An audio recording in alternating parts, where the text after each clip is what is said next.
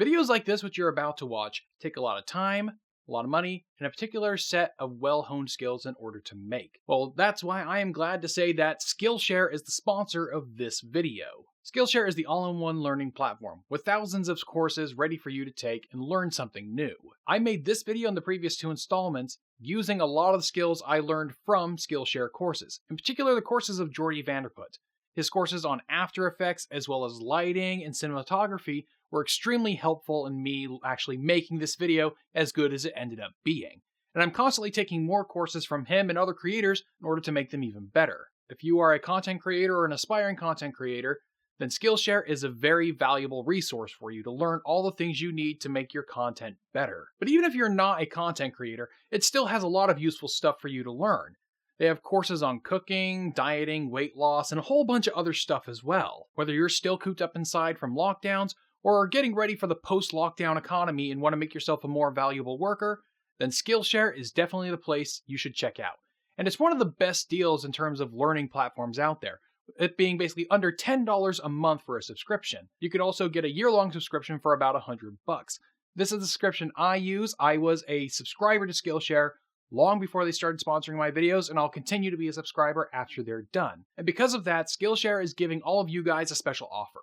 The first 1,000 people to click the top link in the description or the link in the pinned comment below will get a free trial of Skillshare Premium. Watch as many courses as you want, get as much information as you can, and if you think the service is great for you, then go ahead and subscribe. I suggest subscribing for a whole year. It is definitely worth it. A big thanks to Skillshare for sponsoring this video and making it more feasible to make videos like this. And now, without further ado, on with our feature presentation. In the first 2 parts of this series, we learned how the famine happened in the first place and how foreign governments and journalists collaborated in the cover-up. But now, in part 3, we are going to look at how this was finally brought to the light, and so that everyone knew that what the Ukrainians went through wasn't a fiction. It was real. It was the Holodomor, a conspiracy of silence.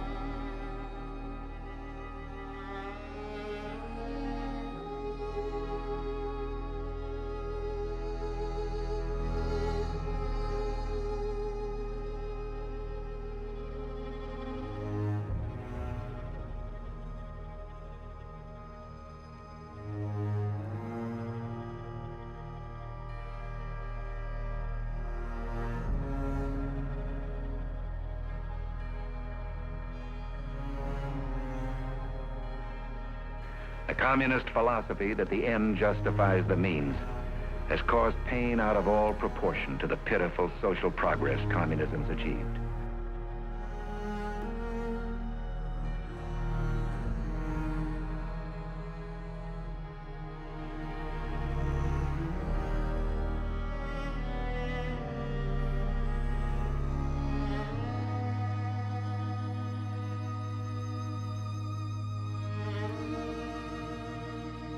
It has not hesitated to use force wherever possible to impose itself on unwilling people and to hold them in abject subjugation.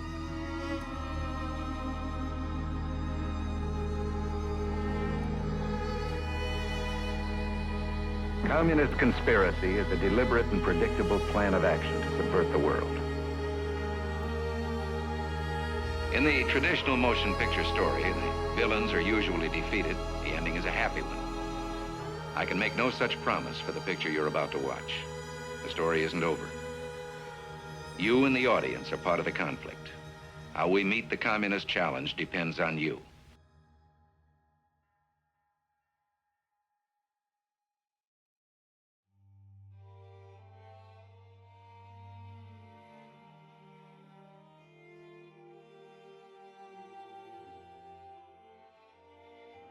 In the previous sections, we saw that there was plenty of evidence between journalists, ambassadors, and eyewitness testimonies to support the veracity of the stories around the famine. But it was ignored by academics for decades. Why was this? Well, one big part of it has to do with the foundations for the study of Russian history and the Bolsheviks. In the English-speaking world, the academic study of Russian history was founded by émigré Russian scholars.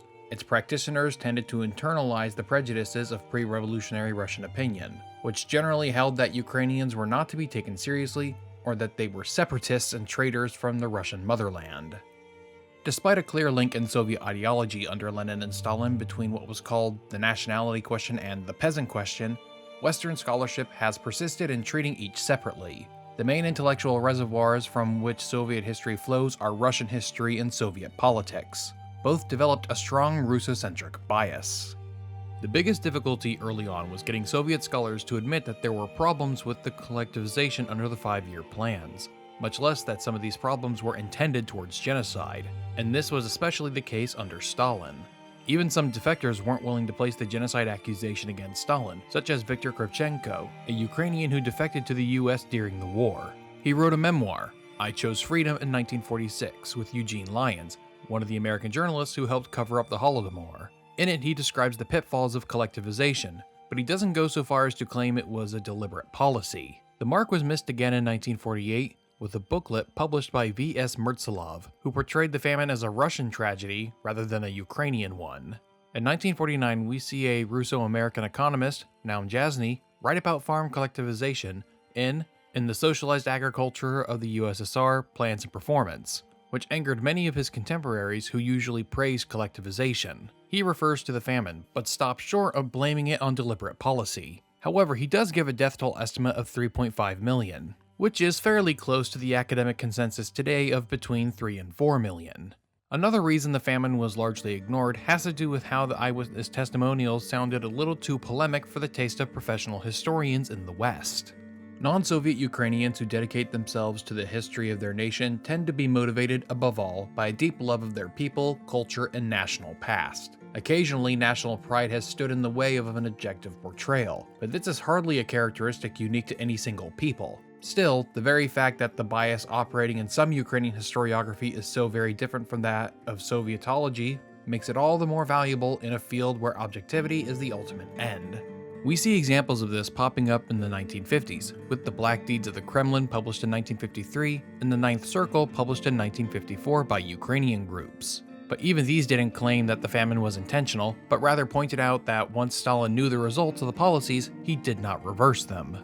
The authorities and their local representatives knew that when they took food away from the peasants, they were condemning them to death by starvation. Towards the end of 1932, it was no longer a secret that there were many cases of death by starvation, but the collection of food would proceed regardless. The demands of the Ukrainian peasants that after a complete or partial fulfillment of quotas, they should be permitted to keep some part in order to survive, were deemed to be the opposition class enemies of the government's task. Despite these being the biggest collections of eyewitness testimonies, scholars in both the Soviet Union and in the West ignored them. But like the Ninth Circle, the newspaper articles in Canada and the leaflets in Germany, it was studiously ignored by most Soviet scholars and mainstream journals. The mix of emotive peasant memoir with semi-scholarly essays did not appeal to professional American historians. Paradoxically, the Cold War did not help the Ukrainian émigré cause either. The language they were using, black deeds or famine as a political weapon, sounded too political to many scholars in the 1950s, 60s, and 70s. The authors were easily dismissed as cold warriors telling tales. We would see cracks begin to form in the biases of American scholars with Clarence Manning's Ukraine Under the Soviets in 1953, which unfortunately lacked footnotes. But unlike his previous works mentioning the famine, he got the dates right. In Europe, the Munich Institute in Germany published works that talked about the famine, such as Dmytro Solovey's Golgotha of Ukraine.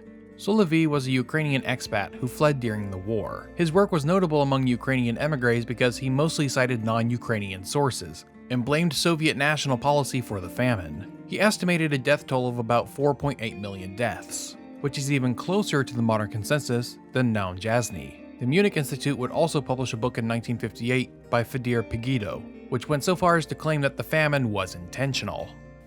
The famine of 1932 to 33 was not an isolated phenomenon, separate from the general policy of the occupying power in Ukraine. The famine of 1933 was only one stage in the struggle which Bolshevism carried out against the Ukrainian peasantry, the nationally conscious part of Ukrainian workers.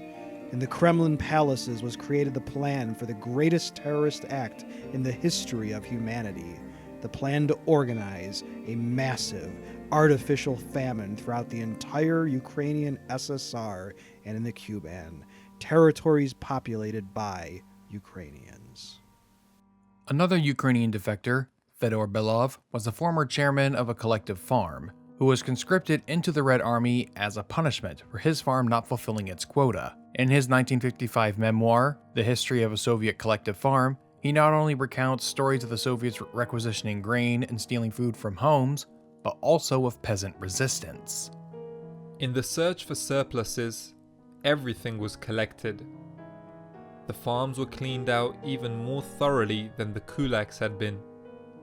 As a result, famine, which was to become intense by the spring of 1933, already began to be felt in the fall of 1932.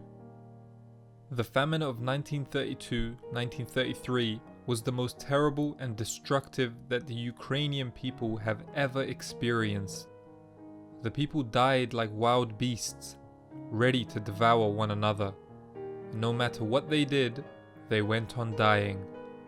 To protect what little grain they had from the raids of the militia, the peasants often banded together in groups of 30 or 40 persons and defended their gleanings with sticks and knives. These terrible scenes of starvation will be forgotten by none who saw them. It was only after the death of Stalin that we begin to see acknowledgement of the famine slip through the censors. On occasion, Soviet historians would publish collections of government documents, and on the rare occasion they mentioned food troubles going on in the 1930s. It wasn't until the late 1950s and early 1960s that you see the first open acknowledgments that there had been any difficulties in the process of collectivizing the farms. In 1958, a textbook was published that discussed the shortcomings of the collectivization policies of Stalin.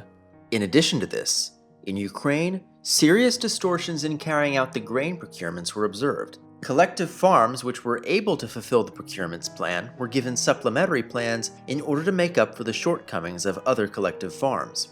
All this could not help but affect the level of the harvest. The 1932 sowing plan for grain crops was not met in 1932, which resulted in the creation of considerable food supply difficulties. A surprising piece came from a Soviet history textbook from 1960 titled A History of the Ukrainian SSR, A Popular Outline. The first edition was published in Ukrainian and of course didn't mention the famine at all. But surprisingly enough, the second edition, which was published in Russian in 1965, did. The harmful effects of errors, which had been permitted during collective farm construction, manifested themselves particularly acutely in the incorrect way in which the grain procurements were carried out. The grain procurements plans were frequently altered such that they were increased. The best collective farms, after fulfilling their assigned grain procurements plan, were given supplementary tasks. The Leninist principle of the collective farmer's material interest, zainteresovannost, in the results of his labor was ignored.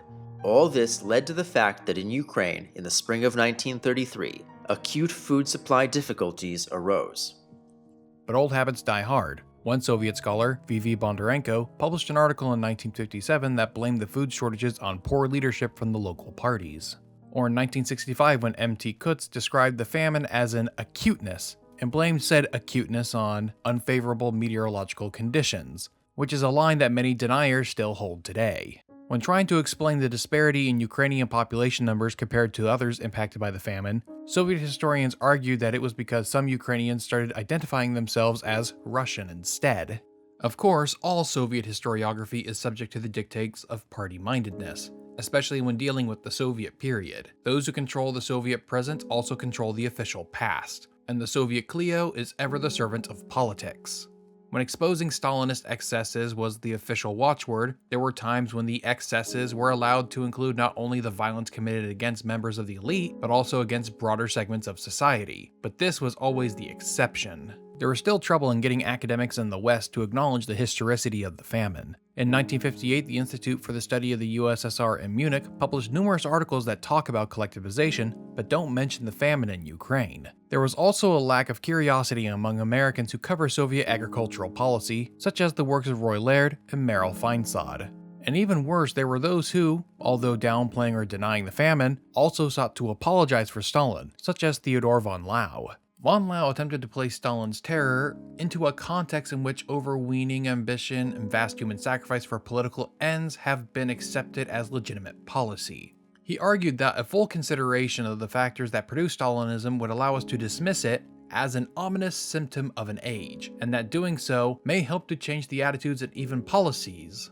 In von Lau's view, any expression of moral repugnance at what Stalin was forced to do because of circumstances becomes a sort of Western moral imperialism, an attempt to impose Western moral values upon a society where they were inappropriate. Von Lau, it seems, sought both to explain and excuse Stalin. His latest approach has found little echo in the field. Despite all of this, the 1960s was the best time to talk about the famine in the Soviet Union until the perestroika under Mikhail Gorbachev. The mid-60s constituted the high point of Soviet historiography about the famine, euphemistically called the difficulties of 1932 to 33. Even then, the majority of Soviet historians took the politically safe route of mentioning distortions and abuses only in connection with the initial wave of collectivization. With the fall of Khrushchev, it gradually became less fashionable to write about the excesses committed by the man who had led the CPSU for a quarter of a century. In 1964, the British historian Dana Dalrymple published one of the first articles that describes the cover-up of the famine by the Soviets, and the role of foreign journalists played, such as Malcolm Muggeridge and Eugene Lyons. The disruptions growing out of collectivization led to the famine and to the death of millions of peasants. Obviously, this is not a point that the Soviet leaders would wish to emphasize. And in fact, they did such a good job of suppressing knowledge of it that few today know the famine, and even some otherwise well-informed students of the Soviet Union suggest that the famine was of little consequence. Dalrymple is credited by many scholars for bringing the famine out of obscurity. 4 years later, Roman Serbin wrote an article based on documents published by the Foreign Office, parliamentary debates, as well as newspaper articles from the time period. And in that article, he revealed that people knew about the famine at the time and that it was artificial. And in 1968, Robert Conquest published The Great Terror, which dedicated several pages to the famine. Even though Soviet scholars had neither the freedom nor the inclination to say that Stalin deliberately starved the Ukrainians to death, the 60s had been a good period for Soviet historiography. But everything changed in 1969 after Soviet Premier Leonid Brezhnev's speech to the All-Union Congress of Collective Farmers. In the process of collective farm construction, we were not free from known errors, but these were the errors of feeling our way, errors caused by lack of experience. The party itself uncovered these errors, spoke openly about them to the people, and corrected them. Unfortunately, to this day, one can find those who love to play up the costs of this great revolutionary event. In their view of the collective farm system, the Communist Party and the Soviet people are one. The collective farm system is our great historical achievement. The Institute of Marxism-Leninism published a piece shortly before Brezhnev's speech, in which the old Stalinist talking points about the famine were revived, and these talking points would begin to assert themselves in the works of Soviet scholars. One cannot but be amazed at the fact that some authors present the issue as though the errors and excesses of the collective farm movement, in essence, are only now being made known, as if these authors are the only ones capable of revealing what really took place. But this contradicts reality and is inconsistent with scholarly truth. Such authors are usually silent about the fact that the errors were immediately revealed and with all possible resoluteness thoroughly criticized by the party itself and by its central committee. Such an approach in illuminating the most important questions in the history of collectivization has principled and methodological significance. But just as the Soviets began to close themselves back off from the truth of the famine, the dams were beginning to crack in the West. In 1974, Moshe Lewin, a Polish Jew whose parents died in the Holocaust, published an article talking about the culture around Stalin's grain policies. Officials understood well the meanings of the calls addressed to them to engage in a truly Bolshevik struggle for grain, to carry blows against the squandering of grain, and finally, to get the grain at any price. Another of those vague directives with a clear meaning, but still easily disowned by the leadership when necessary. One Western historian who continued to protect the Soviet Union was E.H. Carr, a British diplomat who wrote a 14-volume history of Soviet Russia, published between 1950 and 1978. He was very Marxist in his approach, emphasizing an inevitability of what he deemed the historical process. He and many other Sovietologists focused their work on the idealism of people carrying out Stalin's policies rather than their impact. One of Carr's collaboration, R.W. Davies, said this of historians like Carr. The historian sympathetic to industrialization is almost tempted, as he turns these yellowing pages, to forget elementary economics and common sense, and identify himself for the moment with these inexperienced urban enthusiasts in those grim January days of 1930, boldly dreaming about rapid progress towards giant mechanized factory farms, cajoling reluctant peasants into the kolkhozy, denouncing recalcitrants and driving them out of the villages into the endless snow. The dams holding back the floodwaters of the Holodomor began to crack in the 1960s, and throughout the 1970s they continued to grow, despite the efforts of both Soviet scholars, as well as progressive and Marxist scholars in the West, to stem the tide. But the late 1970s saw the swelling of a conservative shift in politics. Between the election of Margaret Thatcher in the United Kingdom, the Soviet invasion of Afghanistan, and the election of Ronald Reagan in 1980, decades of repressed history would finally be brought to light.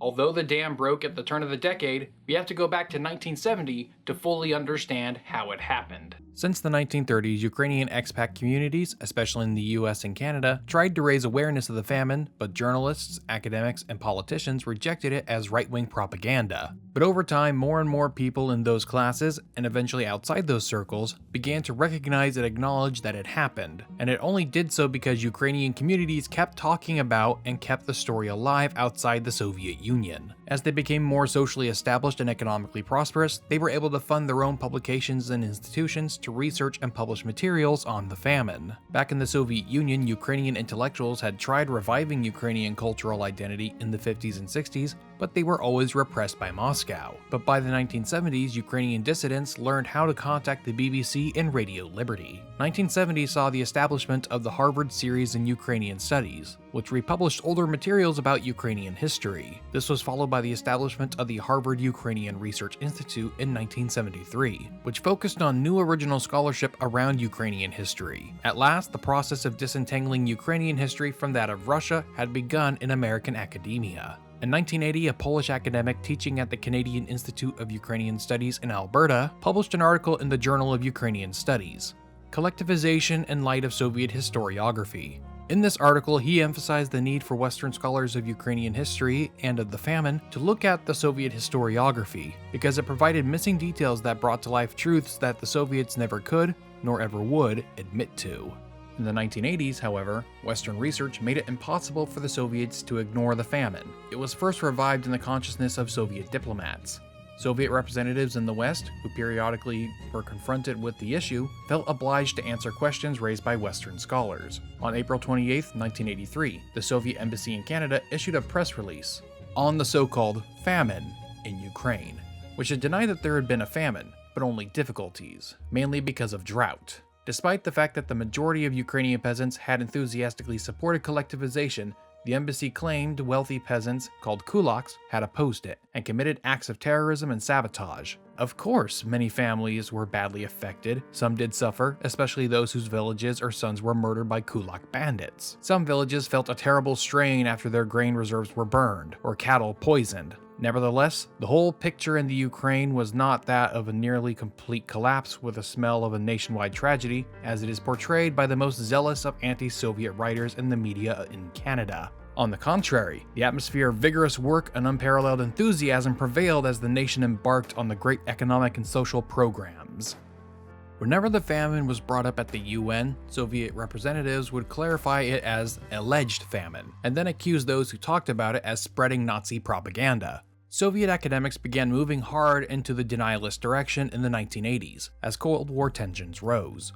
One article, titled "Contrary to the Facts Concerning the Fabrications of Bourgeois Propaganda About Agriculture in the USSR," accused Western scholars of falsifying facts and using the memoirs of traitors and fascists to back up their anti-Soviet propaganda. Despite Soviet efforts, however, the floodwaters kept pouring. The The first international conference on the famine was held in Montreal in 1983, in which scholars presented some demographic research. A Russian defector, Alexander Babyonyshchev, brings up that if you exclude the Russian settlers that Stalin sent to eastern Ukraine after the famine from the population of Ukraine, that means at least 4.5 million Ukrainians have died in the famine, which was the most conservative estimate up to that point. That conference inspired the creation of the International Commission of Inquiry into the 1932-33 famine in Ukraine in 1948. Numerous persons within the Canadian government would be consulted on how to conduct the commission, including John Supinka, a Ukrainian justice on the Supreme Court of Canada. However, since this commission was a privately managed endeavor, it would take longer for it to get moving. As more of the world began rallying around the Ukrainian cause, Soviet institutions upped their propaganda game to counter the truth about the Holodomor and reinforce the Stalinist line. One such institution was, and this is a mouthful, the Institute for Study of the History and Socio-Economic Problems of Foreign Countries of the Academy of Sciences of the Ukrainian SSR. Here's some quick context on that monster of a name. The Soviet Union, following along with the idea of scientific socialism, tried to portray everything they did as being backed by facts and logic and science. Well, this results in basically them naming all of their universities as the Academy of Sciences, even if it has nothing to do with, STEM fields and whatnot. And the other part of the name basically is implying that their entire mission is, I'm rubber, you're glue, and you're actually guilty of all the stuff you're accusing us of doing, but even worse. In reactionary historiography, so little effort is made in giving battle to Soviet scholarship on the results of collectivization. A significant place here is held by speculations, in particular about the food supply difficulties which arose in a number of districts in Ukraine in 1932 to 1933. The real causes, lack of experience in organizing production in most of the collective farms, undermining activities and remnants of the Kalex, drought in some districts, are all dropped from their calculations. If one talks about the premeditated actions intended to leave the toilers without food supplies, then such things really happened. Those who organized and made use of these activities were the remnants of the defeated exploiting classes, primarily former kulaks.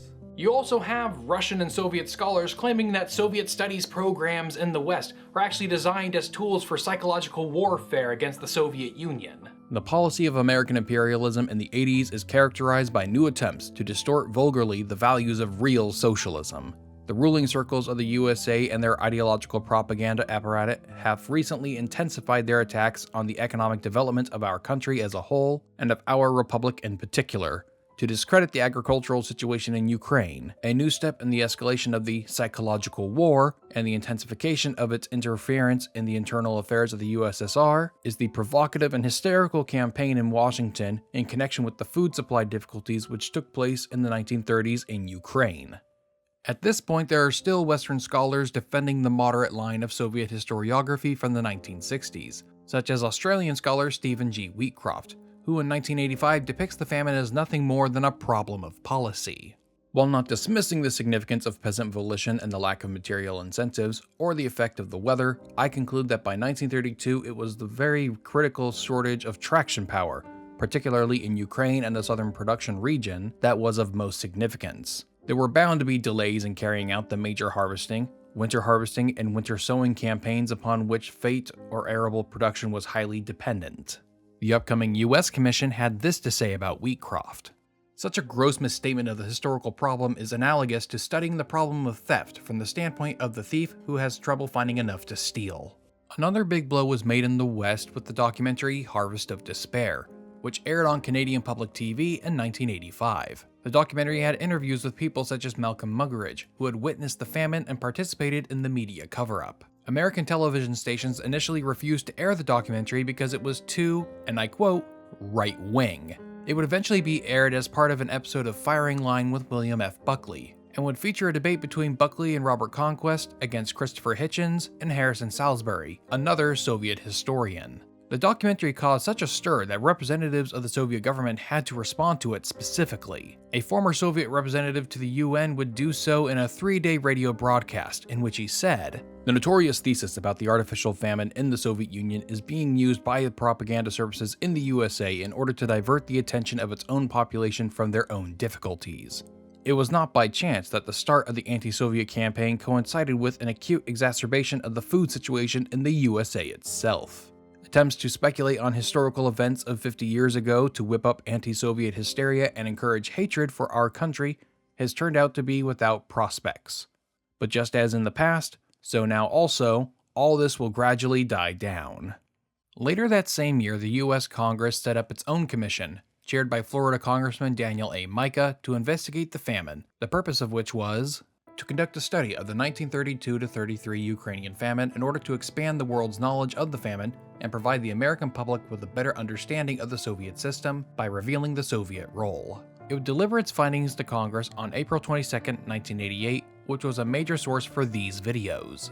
The findings of the report concluded that millions of people starved to death in a man-made famine due to the Soviet seizure of crops, that there was no kulak sabotage, it was not related to any drought, that the inability to meet grain quotas in Ukraine resulted in harsher confiscatory policy, that Stalin knew people were starving to death by late 1932 at the latest, and that Joseph Stalin and those around him had committed genocide against the Ukrainians. It also found that the American government of the Hoover and Roosevelt administrations had ample and timely information about the famine, but chose to do nothing. And then the Roosevelt administration gave diplomatic recognition to the USSR, and that during the famine, certain members of the press corps actively cooperated with the Soviets in order to cover up that famine. In 1986, Robert Conquest published his book, Harvest of Sorrow, which he wrote with the assistance of the Harvard Institute of Ukrainian Studies.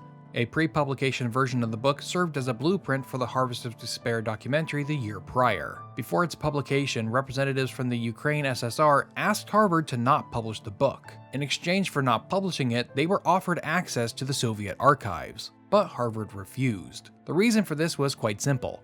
Nobody trusted the Soviets. Would this be true access or just access to the materials approved of by Moscow? With that apprehension well understood, the deal did not go through. Many within Western academia denounced the book because Conquest was a conservative. UCLA professor John Getty criticized Harvard for working with Conquest due to his association with the American Enterprise Institute. We also see an odd about-face from Moshe Lewin, who a decade earlier published an article about how the culture around grain confiscation contributed to the famine, now claiming that Conquest's book was irresponsible to write, despite finding no false information. This is crap, rubbish. I am an anti-Stalinist, but I don't see how this campaign adds to our knowledge. It's adding horrors until it becomes a pathology. The US Commission on the Famine commented on this dispute between Lewin and Conquest. As Robert Conquest has rightly pointed out, Lewin's position seems to be not that it didn't happen, but that I ought not to write about it. Odd for a scholar. Anne Applebaum, author of Red Famine, said this about these kinds of restrictions. The politics of Cold War academia meant that any scholars who wrote about Soviet atrocities were easily pigeonholed. There were also some positive reactions from fellow scholars of the Soviet Union. Just how much material has accumulated over the years, most of it perfectly accessible in British libraries. Almost unbelievably, Dr. Conquest's book is the first historical study of what must count as one of the greatest man-made horrors in a century full of them. The words of Harvest of Sorrow would make it to Ukrainian dissidents in the fall of 1986, being read aloud on Radio Liberty broadcasting to Behind the Iron Curtain. In 1987, we see the magnum opus of denialist literature that is cited by members of the far left today. Fraud, Famine, and Fascism: The Ukrainian Genocide Myth from Hitler to Harvard, by Canadian labor activist Douglas Tottle. From the earliest days of the Russian Revolution to the present, propaganda campaigns have been conducted against the Soviet Union. Those in positions of power in capitalist countries see socialism as a threat to their continued profit and privilege, both to undermine support of a socialist alternative at home and to maintain a dominant position in international economic and political relationships. All manner of lies and distortions are employed to cast the USSR in as negative a light as possible. In his book, he refers to all accounts of the famine as Nazi propaganda. He claims the story was broken by Nazi press, completely ignoring the fact that British journalists and Weimar journalists also broke the story before the Nazis ever talked about it. He also claimed that the fake famine story was widely published, but that wasn't true. The reach of the story was limited and written off by journalists, politicians, and academics because they thought it was just anti-communist propaganda, and most continued to think that even after the Holocaust was uncovered. And of course, he repeated the line of Soviet propagandists: that anybody who brought it up, or anything else negative about the Soviet Union, was a Nazi or fascist. He pushes the old Soviet line from the 60s, that what little food issue was there came from drought, inexperience, and kulak sabotage.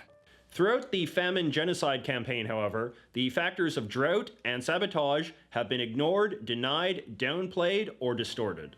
He also engages in Stalinist apologetics. The Soviets charted a course that had no precedence in world history, the building of a socialist society. They sought to transform a backward land plagued by poverty and illiteracy into an industrialized country with a modern agricultural sector. This was seen by the Soviets as necessary not only for economic and social development, but also for the very survival of socialism in a hostile international environment. The International Commission to investigate the famine invited Douglas Tottel to be interviewed, but he declined.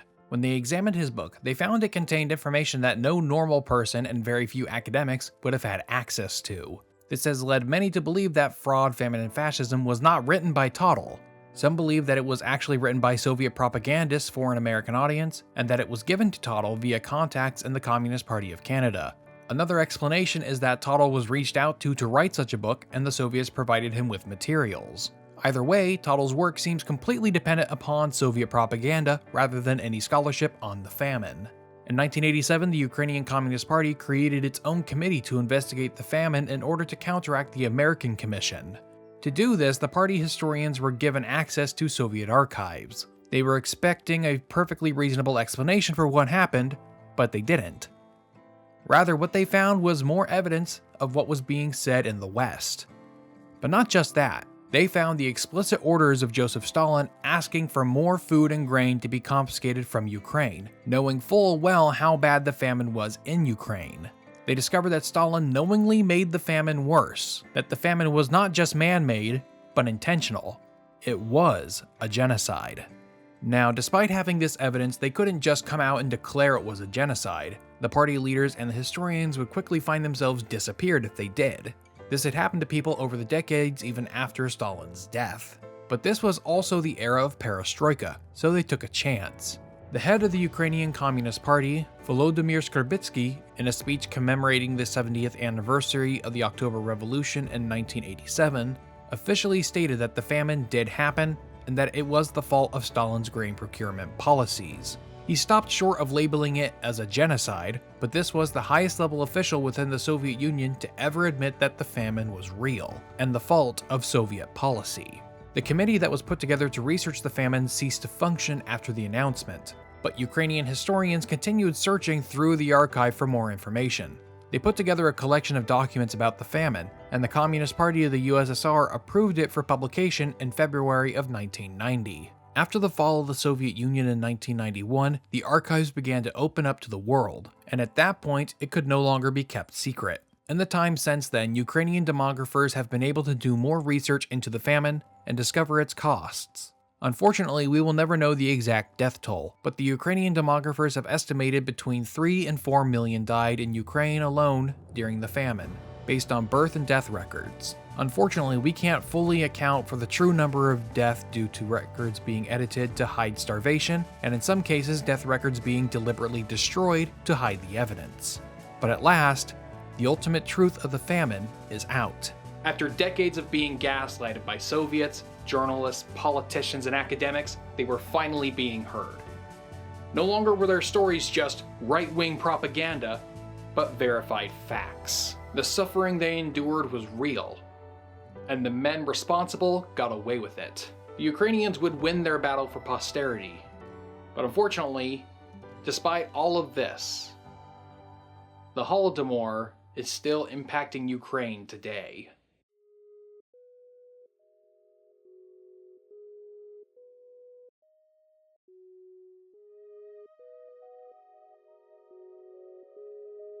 The Holodomor is still impacting Ukraine today. Firstly, there's the impact it has on the population size. In 1926, there were 23.2 million Ukrainians living in the Soviet Union. By 1939, there were only 23.6 million. In contrast, Russians went from 2.6 million to 4.1 million, almost a 50% increase. Taking the 3 to 4 million consensus view of Ukrainian deaths from the famine, that means that the Ukrainian population is approximately 12.5 and 17% smaller than it could have been, had there been no famine. It's not the 25% that many of the earliest documentaries and books claimed, but it's still bad. And with a smaller population also comes a smaller and weaker economy. The demographic issues don't end there. For those who are unaware, or don't remember, since late 2013, Ukraine has been dealing with Russian interference in its internal affairs. Russia annexed the Crimean Peninsula, which at this point still only has limited international recognition, and Russia has also sponsored separatist groups in eastern Ukraine. These separatists are ethnic Russians, who have been living in eastern Ukraine since Joseph Stalin settled thousands of Russian families into lands that were depopulated thanks to the famine and collectivization. Basically, Stalin used Ukraine as a colony. Settle your own population there and extract the resources. Holodomor denial still exists in Russia today. Russian academics backtracking from their Stalinist position of the 1980s now admit that a famine happened. However, they reduce its important and potential death toll, limiting it to the low hundreds of thousands rather than the 3 to 4 million that is the scholarly consensus. In contrast, Russian politicians do not tend to agree with the academics. For years after the Orange Revolution, relations between Ukraine and Russia were cold, with the Holodomor being frequently and openly discussed by Ukrainian politicians. Relations temporarily warmed after the election of pro-Russian politician Viktor Yanukovych in 2010, during whose tenure discussions of the Holodomor was put on the back burner. Outside the context of Russo-Ukrainian relations, Holodomor denial is largely a signature of the political far left. And I'm afraid it's right here where I'm going to have to get a little more explicitly political, because Holodomor denial is largely an exclusive problem of the left. In the world of genocide studies, comparing multiple genocides is something that's somewhat fraught. It's not taboo, but you have to be very careful when doing it. In popular discussion around genocide, there is a tendency to simplify how genocides happen and claim that they all start and proceed the same way. But that's just not the case. Each genocide has its own historical context, and so you should be careful when talking about them in order to avoid gross generalities. However, I'm not interested in comparing the Holodomor to the Holocaust, but rather comparing the denial of one to the other. I've made a video about the history of Holocaust denial, which you can watch right here, but let's look at its origin. The Nazi regime didn't last long enough to try and hide the Holocaust from the rest of the world. This was hard to do because most of the victims of the Holocaust were from outside of Germany, and once your genocide has crossed an international border, it's a lot harder to cover up. In contrast, the Holodomor happened within the borders of the Soviet Union, which was a highly regimented society with little unfettered access to foreigners. Because of this, the Holocaust was known about right away, and governments were already active at war with Germany. In contrast, during the Holodomor, most countries in the world were trying to open up relations with the Soviet Union in order to boost trade, so these foreign governments were far more willing to look the other way when it came to atrocities. Because of these two backgrounds, Holocaust denial is more populist in its origins, while Holodomor denial began its life as the official stated truth of the Soviet Union. On top of this, Holodomor denial originated in the country in which it happened, while Holocaust denial originated in France. Both are similar in terms of their purpose. Holocaust denial is meant to exonerate Hitler and the Nazis by erasing the biggest blemish on its reputation. Holodomor denial is meant to exonerate the Soviet Union more generally, but more specifically to exonerate Stalin. One importance between the two is where we find the deniers. Holocaust denial is a bigger problem on the far right than it is on the far left. But there are, in fact, left-wing Holocaust deniers. Left-wing Holocaust deniers mostly exist in France, but apparently it's spreading outside of France according to some screenshots shared by Hot Tanky Tanks on Twitter. The logic behind left-wing Holocaust denial is that capitalists will fabricate genocide stories in order to make communism look bad or to distract people from the horrors of capitalism, by tricking you into thinking that there's something worse. On the other hand, you don't really have right-wing Holodomor deniers, or at least you don't have any outside of Russia. In post-Soviet Russia, both the nationalists and the communists deny the Holodomor. And this is because both factions emerged out of the Communist Party of the Soviet Union. It's the same reason that the Russian right embraces Joseph Stalin. And so given that the Russian political spectrum is all screwy, I think it's safe to exclude Russian nationalists from our search for right-wing Holodomor deniers. The reason there are left-wing Holocaust deniers, but not right-wing Holodomor deniers, is quite simple. political incentives. I've already laid out the incentives for left-wing Holocaust denial. They portray the story of the Holocaust as a kind of pro-capitalist propaganda saying, "At least we're not them." In contrast, what incentives is there for a right-winger outside of Russia to deny the Holodomor? The entirety of the right, from the center to the far right, hates communists for one reason or another. The Holodomor is a crime committed by a communist state under a communist dictatorship in the name of Central Economic Planning. There's literally no reason for any right-winger outside of Russia to deny the Holodomor. Even the softest interpretation of the Holodomor, that it was just an unforeseen failure of policy, is evidence enough that Soviet communism was at best disastrous and should never be tried anywhere ever again. And when you add in the evidence that Stalin knew he was going to make the famine worse, you make Stalin, the Soviet Union, and communism in general look just as bad as the Nazis. But in the West today, Holodomor denial is largely limited to hard lefties on the internet. They call themselves Marxist-Leninists, the rest of us call them tankies. What is a tankie, you ask? Well, the term originated amongst British communists in the 1950s and 60s. Those that supported the Soviet Union's crushing of the Hungarian Revolution in 1956, or the Prague Spring of 1968, were called tankies, after the tanks the Warsaw Pact sent in. On the internet today, tankies refer to, most specifically, apologists for Joseph Stalin, more generally apologists for the Soviet Union, and more broadly apologists for communist dictatorships. They hold to strict doublespeak and shifting goalposts, in order to ensure their political side can't be labeled with the same pejoratives they label others with. For example, to a tankie, communist countries, by definition, can't be imperialists or colonialists.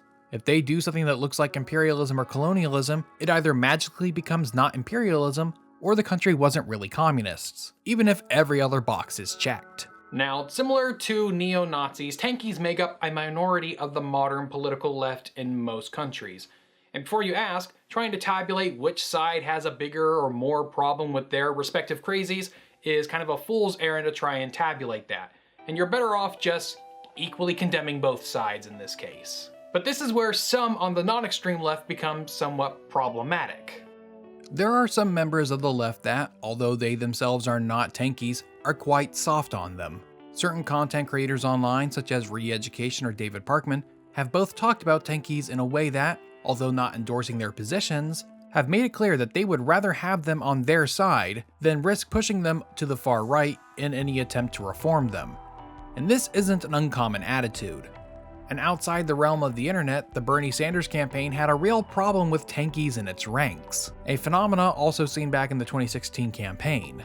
Bernie Sanders' apologetics for the Soviet Union and Castro are also strong tankie bait, and depending on how narrow or broad of a definition you use, the Vermont senator himself could be called a tankie. Another problem that the modern left has is its usage of Soviet propaganda in its political discourse. The labeling of everything they oppose as being racism, fascism, or Nazism is taken straight out of post-war Soviet propaganda. Starting with the Holodomor, any negative take on the Soviet Union was referred to as fascist propaganda. The modern left has used and abused this tactic so much that it's a meme. They've done it so much that Godwin's Law became a thing. They did it so much that people don't take the accusation seriously anymore. Similar to how calling someone a communist or socialist doesn't pack the same punch it once did. The difference being, if you call someone a Nazi, that person knows to deny it. But if you call someone a communist or a socialist as a means of silencing them, there's a non-zero chance that they will say yes. And with that, the conspiracy of silence is over. All that's left are a few brush fires on the internet. Thanks for watching. I'd also like to thank my patrons for helping make this series possible. Their support allows me to spend the time needed to make bigger videos on tougher subjects like this. Subjects that YouTube is going to punish, one way or another. Whether it's demonetizing it, restricting it in the algorithm, or even age restricting it, or even the slight possibility of it getting deleted. So, thank you guys for watching again. Thank you to my patrons for supporting the channel. If you want to support this channel as well, you can become a patron over at patreon.com/casualhistorian.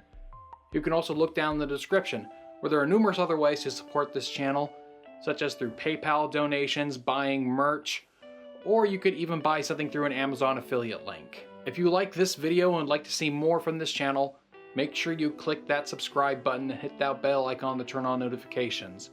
You can also click the like button, which will make it more likely that my videos will show up on your homepage. Thanks for watching, and I'll see you next time.